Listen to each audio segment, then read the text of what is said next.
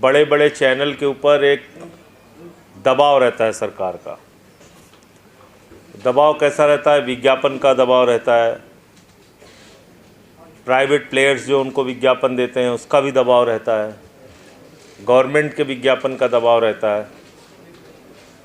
तो सरकार कहती है ये खबर नहीं चलेगी, उस चैनल की मजबूरी है या तो वो विज्ञापन लेके अपने कर्मचारियों की तनख्वाह दे या फिर वो खबर नीचे गिरा दे। तो ज़्यादातर लोगों ने ये किया कि भाई उन्होंने खबर को नीचे गिराना शुरू किया। फिर थोड़ा और बात बढ़ी आगे तो 2-4 ईडी सीबीआई के छापे डलवा दिए चैनल के मालिकों के यहाँ। उससे फिर और डरे, कुछ पत्रकारों पे मुकदमे लिखवा दिए, उससे और डरे। धीरे धीरे कुल मिला के सरकार का डर जो है वो काम करने लगा और जितने भी बड़े चैनल थे वो आपकी ज़िंदगी से जुड़े हुए मुद्दों को दिखाना उन्होंने धीरे धीरे बंद कर दिया। चलिए वो भी ठीक है। फिर वो उनका नाम पड़ गया गोदी मीडिया। फिर वो दिन रात तारीफ पे तारीफ, कोई गलत से गलत कर दे सरकार की ओर से उसको नहीं दिखाना है, तारीफ में लग गए। अब जो लोग इस बात को सहन नहीं कर पाए उन्होंने या तो खुद से इस्तीफा दे दिया या चैनल ने उनको निकाल दिया, जिसका एक उदाहरण खुद पंकज जी हैं। अब उन्होंने ये माध्यम शुरू किया। अब ये बहुत सफल माध्यम निकल गया आपका। यूट्यूब पे चलने लगा, फेसबुक पे चलने लगा, रील चलने लगी। रील इतनी ज़्यादा चलने लगी कि बिहार के चुनाव में प्रधानमंत्री जी कहे, बोले अच्छा कुछ नहीं कर रहे हैं, तुमको फ्री में डाटा दे रहे हैं ना, रील बना रहे हो ना, तुम लोग कमा रहे हो ना। तो बोले तो कमाने भी लगे ये लोग। नेशनल दस्तक वाले भी कमा रहे हैं, मॉलिटिक्स वाले भी कमा रहे हैं, इनके साथ के लड़के भी कमा रहे हैं, चिल्ला भी रहे हैं, हमसे पूछते भी हैं कि नेताजी बताइए इसका जवाब तो आपको दे के जाना होगा। कहने तो हम भूल गए थे कि जाना होगा दे के, ये सब तो ख़त्म हो गया था, गोदी वालों को तो हमने ठीक कर लिया था, ये सब कहाँ से आ गए। तो बोले अब इनको ठीक करना है। और मैं समझता हूँ कि ये काम अगर वो करने में सफल हो गए तो उनका 100% काम हो जाएगा। अभी तो कुछ चैनल की बात हो रही ना, 4 PM, मॉलिटिक्स, नेशनल दस्तक, मुकेश मोहन, राजीव निगम, ऐसे कुछ लोगों की बात हो रही है ना। आप कल्पना कीजिए कि अगर जितने भी यूट्यूब के चैनल हैं उन पर इसी तरह की निगरानी शुरू हो गई, कोई भी सही खबर आप नहीं दिखा पाएंगे। अच्छा, आपके ऊपर भी दबाव है भाई, अब आपके पास 4-5 लोगों की टीम है, कोई वीडियो की एडिटिंग करता है, कोई फील्ड में जाकर रिपोर्टिंग करता है, उसको भी तो चलाना है आपको ना। तो अब उस पर उनकी निगाह पड़ गई है कि अच्छा ये रील से पैसा कमा रहे हैं, ये यूट्यूब पे अच्छा लाखों लाख व्यूज़ हो रहा है इनका, शंभू का, इनको ठीक किया जाए। तो ये ठीक करने की कोशिश है। अब आपको तय करना है कि इस लड़ाई को मजबूती से लड़ना है या फिर यहाँ भी सरेंडर करना है, इनके आगे झुकना है। मैंने तो तय किया है भाई झुकना नहीं है। 6 महीने 183 दिन जेल भेजे, लोग इंतज़ार कर रहे थे कि जेल से बाहर आएंगे तो कितने डरे हुए रहेंगे, कितने घबराए हुए रहेंगे, क्या क्या बोलेंगे, क्या क्या नहीं बोलेंगे। जिस दिन से मैं आया हूँ उस दिन से लेके आज तक कोई भी ऐसा दिन नहीं गया जिसमें नरेंद्र मोदी की सरकार के खिलाफ जमकर ना बोला हो। खूब बोलता हूँ मैं, बोलना है। अच्छा, 140 करोड़ की आबादी में 6 लाख लोगों की जेल है पूरे हिंदुस्तान में, 6 लाख लोगों की। भरो जेल, डालो सबको। अगर देश का मैं कहता हूँ 140वां हिस्सा अगर इनके खिलाफ खड़ा हो जाए, कितने जेल में डालोगे भैया तुम? चलो डालो जेल में सबको, डालिए सबको जेल में। तो पहली बात तो ये जेल, मुकदमा, लाठी डंडा, इसका भय अपने दिमाग से निकालना होगा। जब कुछ गलत किया नहीं है तो डरना किस बात का?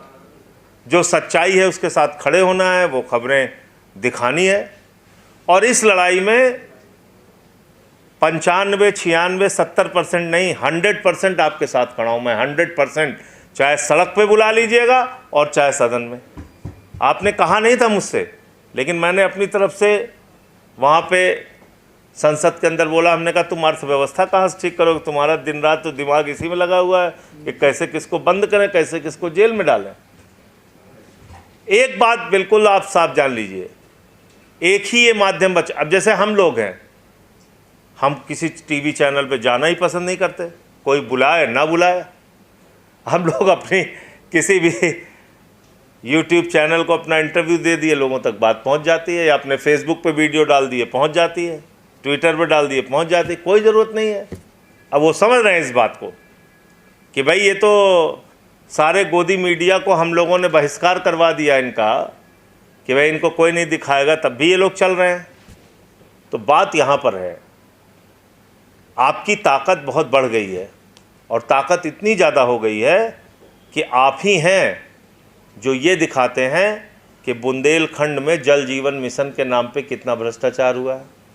आप ही हैं दिखाते हैं जो पानी की टंकी बनी नहीं, और पानी की टंकी उद्घाटन से पहले टूट गई, या 4 साल से बनी नहीं और पैसा निकाल लिया गया, या सड़कें कहाँ गांव में कहाँ भ्रष्टाचार है, या मोमबत्ती में ऑपरेशन कहाँ हो रहा है, या अस्पताल में कुत्ता कहाँ बैठा हुआ है, या मिड डे मील में नमक रोटी कहाँ खिलाई जा रही है, या कितने सरकारी स्कूल बंद हुए, कितने की छत गिर गई।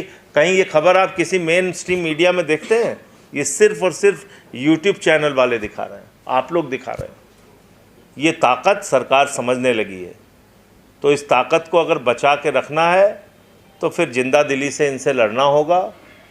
और अगर जैसे गोदी मीडिया वाले सरेंडर कर चुके हैं, ऊट पटांग खबरें दिखाते रहते हैं, इस्लामाबाद पर कब्जा हो गया है, यहाँ देखिए लाहौर में सब आ गए हैं, सेना घुस गई है, यही सब अगर दिखाना है तो बस ठीक है, फिर तो जैसे चल रहा है चल ही रहा है।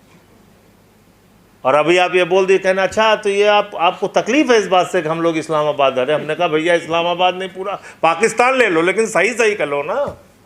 आप हमारे सेना के लोगों के जान थोड़ी संकट में डाल सकते हो। वो अपना तैयारी किए हुए बॉर्डर, तुम उनको बता रहे हो इस्लामाबाद। तो कुल मिलाकर ये जो इस प्रकार से एक और सूचनाओं का इतना ज़बरदस्त आतंक है कि आप कल्पना नहीं कर सकते, इतना ज़बरदस्त आतंक है इनका। जो व्हाट्सएप का विश्वविद्यालय चलता है वो कौन काउंटर कर रहा है? आप ही लोग काउंटर कर रहे हैं। कुछ भी फैलाते रहते हैं, कुछ भी फैलाते रहते हैं। बता देंगे कि देखिए मुसलमान तो ऐसे हैं, और ये यहाँ पे ये हो रहा है, वहाँ वो हो रहा है। अखिलेश यादव ने मुलायम सिंह यादव को थप्पड़ मारा, ये फेक, बताइए, फेक न्यूज चला दिया, फेक न्यूज चला दिया। हम जिस चैनल पे जाते हैं तो अंतिम कहते हैं अच्छा तो ये जो आपके खिलाफ चलाते हैं ये लोग खबर की टिकट आप ब्लैक करते थे। आप बताइए, मैं अगर मौसम का हाल लिख दूं तब भी 300 नीचे कमेंट लिखेंगे कि ये टिकट ब्लैक करता था। स्टैब्लिश कर दिया है, पूरे देश में झूठ फैला दिया है। लेकिन मैं भी आनंद लेता हूँ, मैं कहता हूँ चलो अपना फैलाओ झूठ, 2 रुपए कमाते रहे हमारे नाम पे, उसमें मुझे कोई बुरी बात नहीं। 2 रुपए अगर हमारे नाम पे उनकी कमाई हो रही है, हमको गालियाँ देके चलो ठीक, कोई बात नहीं। अब मेरे माँ बाप ने मुझे पढ़ाया माइनिंग इंजीनियरिंग, उड़ीसा के स्कूल ऑफ माइनिंग इंजीनियरिंग से पढ़ाई कराई। मैं उड़िया भी बोल लेता हूँ, हिंदी भी बोल लेता हूँ, इंग्लिश भी बोल लेता हूँ। लेकिन आपको कह दिया वो शुभम टाकीज में टिकट ब्लैक करता था। तो ये जो इस प्रकार का आतंक है, इससे आपको कैसे लड़ना है? इसके लड़ने के लिए आप लोग हैं, इसलिए घबराए हुए हैं, इसलिए परेशान हैं। आज आप देखिए 2-2, 3-3 मिनट की इतनी शानदार वीडियो आती है, पूरा अडानी का भ्रष्टाचार खोल रहे हैं, कहीं कोयले का भ्रष्टाचार खोल रहे हैं, कहीं स्टील डिपार्टमेंट में हो रहे भ्रष्टाचार को। कोई कहता है ना सरकार में भ्रष्टाचार नहीं, इतना ऑर्गेनाइज्ड भ्रष्टाचार है कि आप कल्पना नहीं कर सकते, सोच भी नहीं सकते ऐसा भ्रष्टाचार है। कल अभी मैंने पार्लियामेंट में बोला, एक बिल ये लेके आए हैं,